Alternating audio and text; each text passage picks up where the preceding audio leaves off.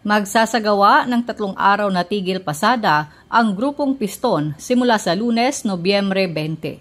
Ito ay bilang pagpalag sa itinakdang deadline para sa franchise consolidation application ng Public Utility Vehicle Modernization Program sa December 31. Isinusulong kasi ng Land Transportation, Franchising and Regulatory Board na gawing moderno at palitan na ang mga bulok ng mga pampublikong sasakyan. Bilang tugon, sinabi ni LTFRB spokesman Celine Pialago na magpapakalat ang kanilang hanay ng mga sasakyan para mag-alok ng libreng sakay.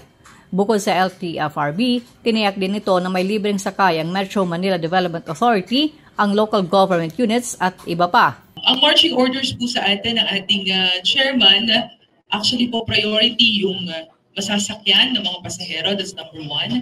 Second po, kakausapin pa din po sila ng ating chairman. Yung negotiation po, dialogues, actually po yun ang direksyon ni Chairman Guadis, ang pagkakaroon po ng open dialogue sa mga transport groups po na ito.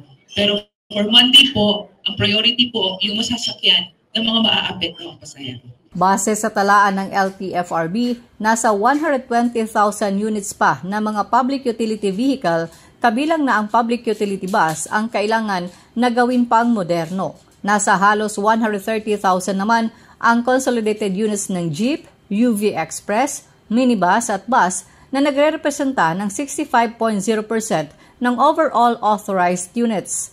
Ang natitirang 34.9% ay mga individual franchise holders. Ayon kay Pialago, porsigido ang Department of Transportation na ipatupad ang deadline sa December 31. Matatandaan na noong buwan ng Marso, sinabi ni Pangulong Ferdinand Bongbong Marcos Jr. na kailangang reviewin muna ang implementasyon ng modernization program. Marami kasing mga driver at operators ang umangal sa programa dahil hindi kayang bumili ng mga modernong sasakyan. Taong 2017, unang ipinatupad noon ni dating Pangulong Rodrigo Duterte ang PUV Modernization Program at target na tapusin sa taong 2020.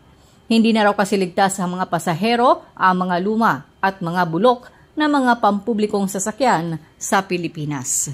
Shona Yu, Radyo Inquirer, bayang nagtatanong, mamamayang nag-uusisa.